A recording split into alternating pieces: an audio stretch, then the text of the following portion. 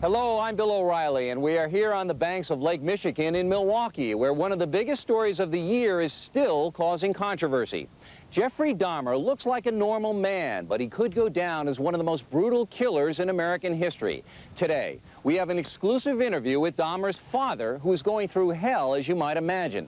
Lionel Dahmer talks candidly about his son and his own guilt. Also today, we have more on the Lori Bembenek case. She is a former Milwaukee policewoman convicted of murder who escaped from prison and is now being held in Canada. But the closer we look at the Bembenek case, the more her conviction looks very shaky.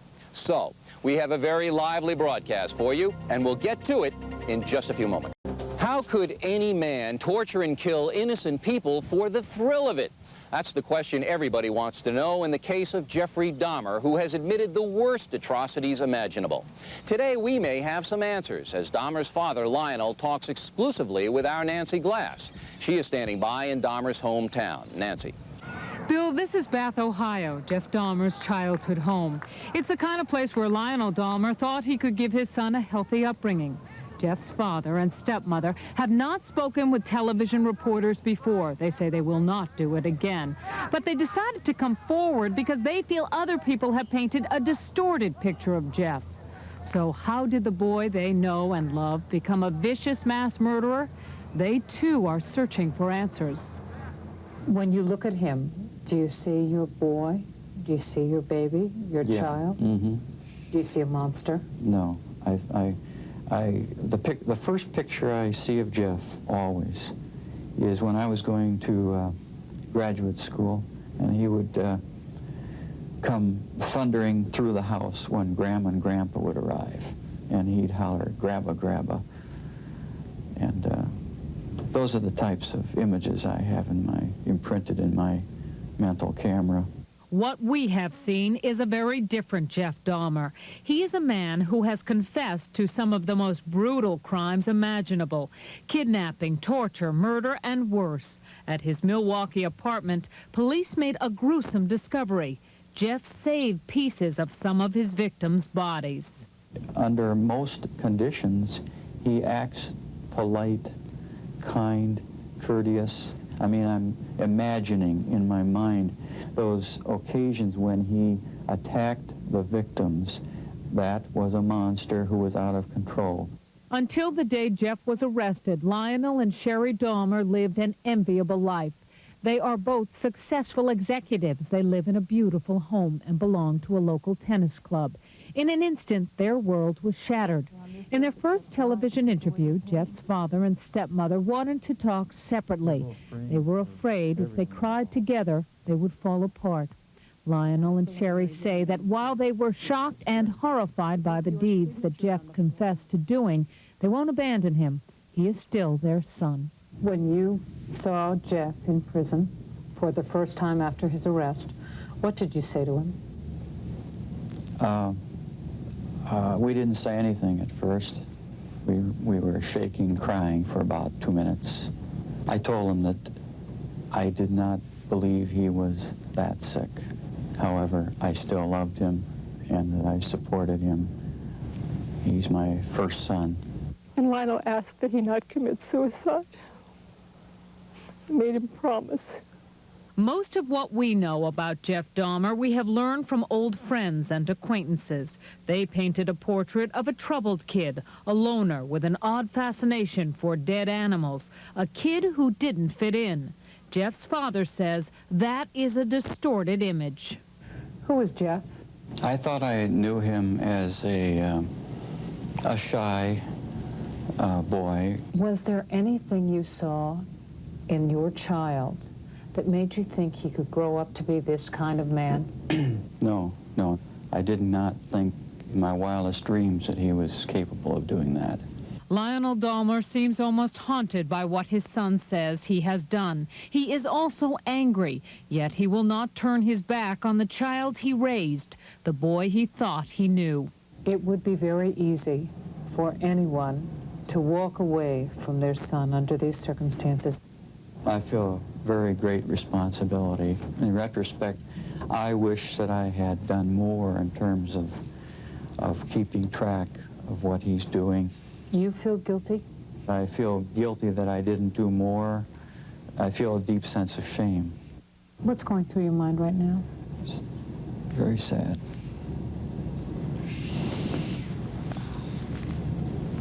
See, when I dissociate myself from this, I can do okay, but when I let myself go, I can't. So,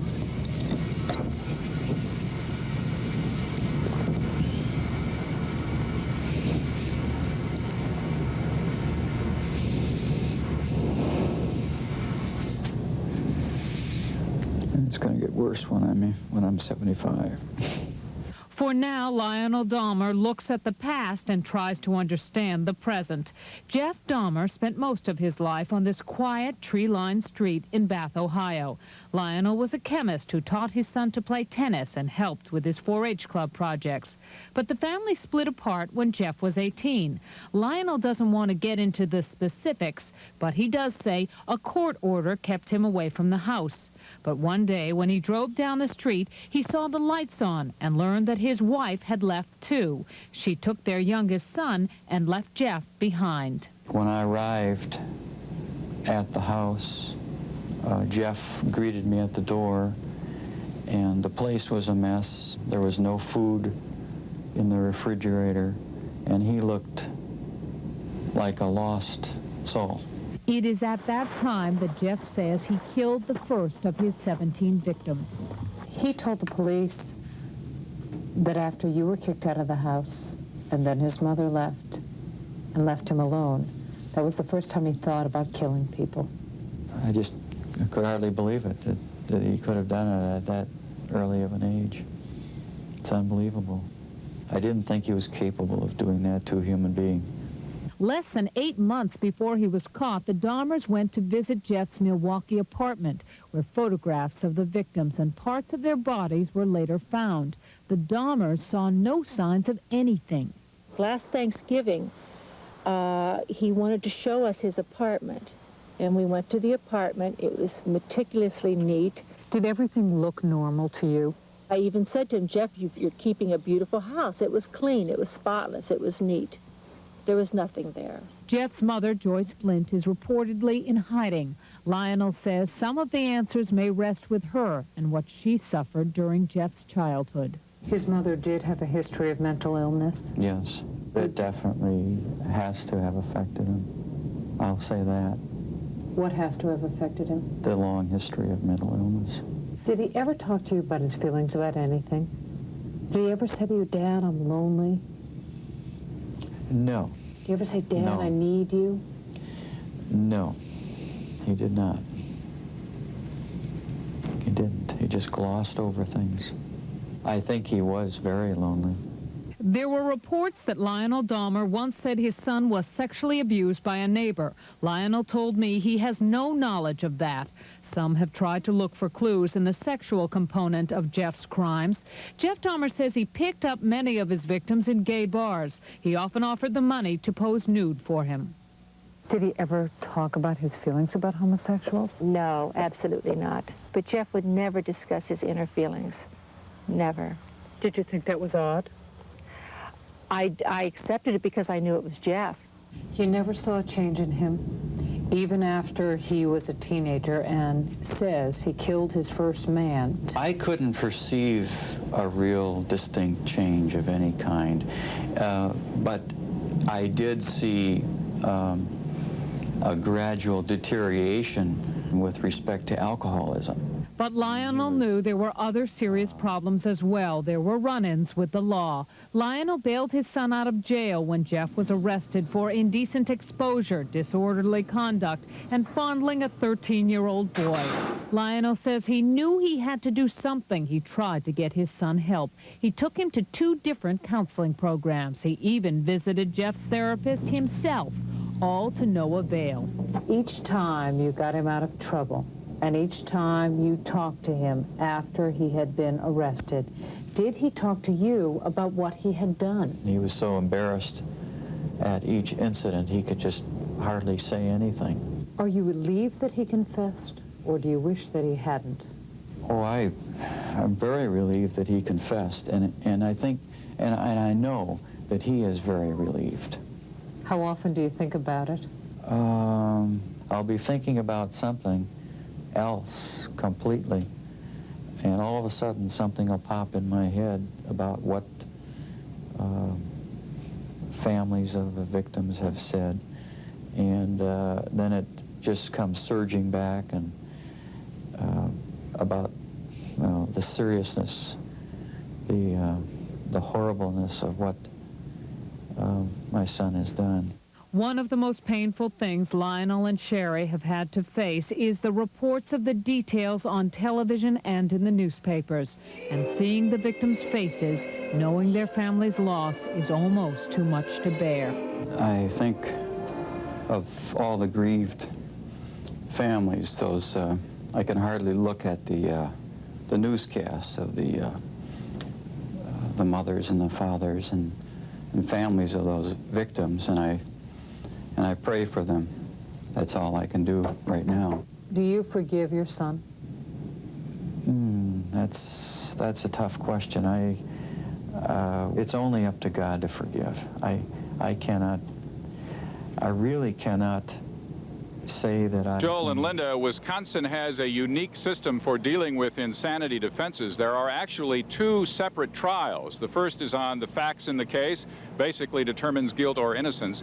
And the second trial is meant to determine whether the defendant, in this case Jeffrey Dahmer, was suffering from a mental disease or defect at the time the crimes were committed. So it came as no great surprise today when Dahmer's attorney revealed that he will be pursuing an insanity defense. His attorney says there's no doubt that Jeffrey Dahmer understands the charges against him and that he is competent to stand trial. But defense lawyer Jerry Boyle says there's a real question as to whether Dahmer was sane when he committed all the murders. So Boyle this afternoon entered a plea of not guilty by reason of mental disease or defect. At the same time, he says he may, within the next month, change Dahmer's plea to guilty and move directly to the second phase of the trial, in which the jury will listen to medical experts and then determine whether Dahmer was sane or not when the murders were committed. The district attorney will not say whether he believes Dahmer was insane, but has said all along that his office will vigorously fight any insanity defense. I do want to point out that the law specifically provides that the mere fact that a person has engaged in repeated criminal activity, the abnormality of that is not in and of itself grounds to hold that it's a mental disease or defect. So to some extent the law anticipates that. To win an insanity defense, Dahmer's attorney must ultimately convince a jury that Dahmer could not appreciate the wrongfulness of his acts. Legal ground is very clear. If a person was suffering from a mental illness at the time they did something, and as a result of that they could not distinguish right from wrong or conform their conduct under the law, they are not responsible for the commission of that offense. That's the inquiry that Mr. McCann's psychiatrist will be making, the court psychiatrist will be making, and my psychiatrist will be making. Boyle will be selecting, he hasn't specified the number of psychiatrists that he'll be selecting, but they will question Jeffrey Dahmer and presumably make the case in that second trial that Dahmer was suffering from a mental disease or defect at the time the crimes were committed. The district attorney here has chosen or will choose 3 psychiatrists who will argue the opposite side, and the court has selected 1 psychiatrist. So the jury will ultimately hear all of this medical expert testimony and all of the horrific detail of the Dahmer killings before essentially deciding one of 2 things: whether to send Jeffrey Dahmer to prison, probably for the rest of his life, or to a mental hospital, also probably for the rest of his life. The trial for now is set to begin January 27th, but that certainly is subject to change. Live in Milwaukee, Paul Meinke, Channel 7 Eyewitness News. Lyndon, Joel? Paul, no real surprises in those pleas. What kind of reaction do you get in the community? Well, the reaction, we were seated directly in front of the relatives of the victims in the courtroom today, and they all, based on their reactions afterwards, kind of expected this would come. It's interesting to note here in all of this that what's essentially at stake in the argument is that Jeffrey Dahmer, in committing these murders, was exceedingly meticulous in the way he carried them out and in the way that the bodies were disposed of. So it could be argued from that standpoint that he was certainly not suffering from any mental disease at the time. He tried to hide his activities from the police department. On the other hand, the defense can merely say, look at the nature. A story that could only happen in America. It's a story of his pleading innocent by reason of insanity to 15 charges of murder. The 31-year-old Dahmer appeared in a Milwaukee courtroom today to make his plea. He has already admitted murdering and dismembering 17 victims since 1978. The remains of 11 victims were found in his Milwaukee apartment.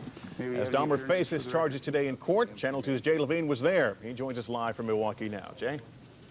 Lester, Jeffrey Dahmer says he's killed more than 17 people. In the eyes of the law, however, he says he is not guilty.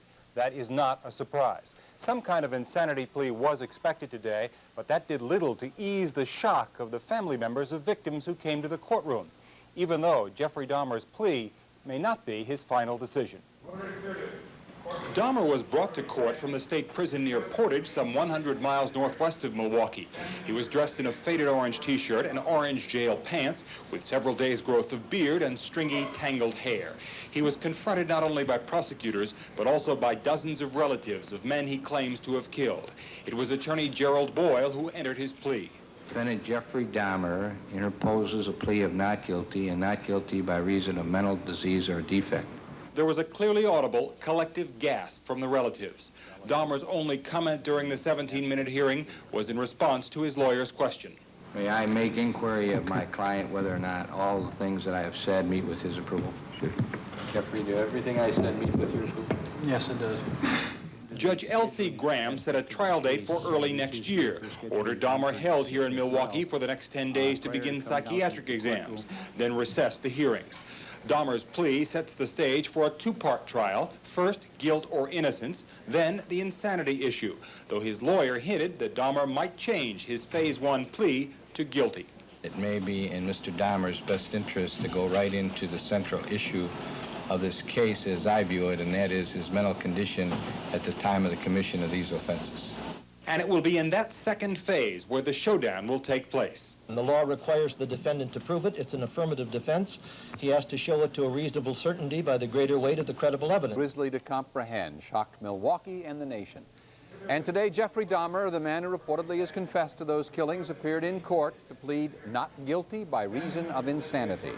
Channel 5's Paul Hogan is live in Milwaukee and joins us now with the details. Paul? Well, Carol and Ron, the defense is hiring psychiatrists, the prosecution is hiring psychiatrists, even the judge hired one today.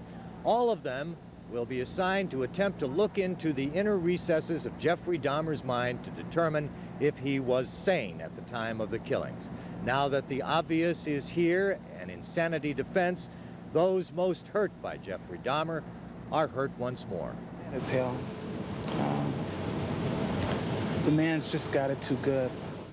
That was typical of the reaction of the relatives of Jeffrey Dahmer's victims, as the confessed serial killer pleaded not guilty by reason of insanity today. Now, teams of psychiatrists working for the defense, the prosecution, and the court will begin examining Dahmer. His attorney says he hopes a jury will find Dahmer was insane and therefore not responsible for his horrible crimes, so his client can be hospitalized for life and studied by the experts.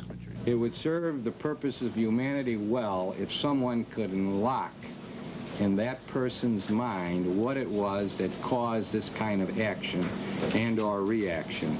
And I'm hopeful that out of this very horrific case, some good can come. But with only a few exceptions, American juries have found serial killers like Dahmer sane. And by Wisconsin law, prosecutors don't have to prove anything.